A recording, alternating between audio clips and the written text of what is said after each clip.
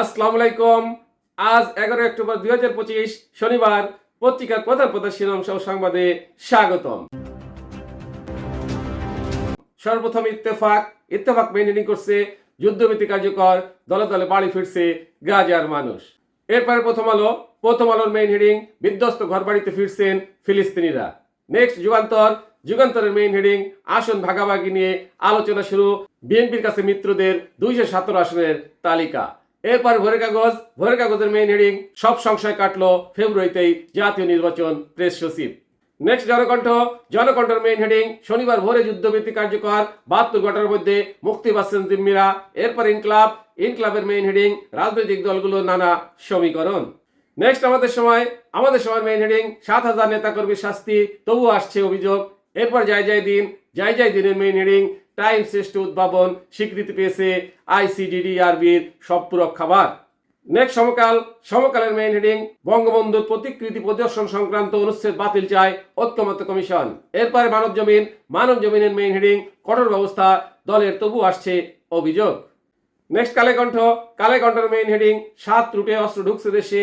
এরপর বিবিসি নিউজের main heading, Dhaka বিশ্ববিদ্যালয় চারুকলা ও গ্যান্ডারিয়া শরৎ উৎসবে বাধা কেন।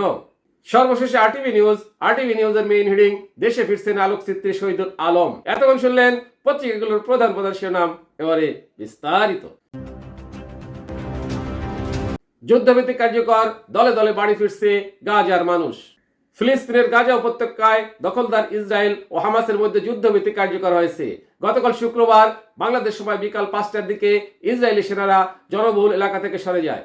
এরপর থেকেই দলে দলে বাস্তুচ্যুত মানুষ নিজেদের বাড়িঘরের পথে যাত্রা শুরু করেছে।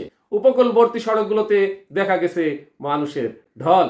গাজার উত্তরাঞ্চলে হাজার হাজার মানুষ আল রশিদ সড়কে রাতভর অপেক্ষা করার পর সেনা প্রত্যাহারের খবর পেয়ে বাড়ির দিকে অগ্রসর হন। তবে গাজার 53% এলাকা, বিশেষত সীমান্তবর্তী বাফার জোন, রাফা, খান ইউনিস, বেইন হানুন ও ফিলাডেলফি করিডোর এখনো ইসরায়েলি বাহিনীর নিয়ন্ত্রণে রয়েছে। আইডিএফ সতর্ক করেছে, এসব এলাকায় প্রবেশ করা বিপজ্জনক হতে পারে। যুক্তরাষ্ট্র জানিয়েছে, যুদ্ধবিরতি বাস্তবায়ন ও স্থিতিশীলতা আনতে 200 সেনার একটি যৌথ টাস্ক ফোর্সে অংশ নেবে তারা।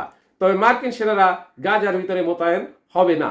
টাস্ক ফোর্সে থাকবে মিশর, কাতার, তুরস্ক ও সংযুক্ত আরব আমিরাতের প্রতিনিধিরাও।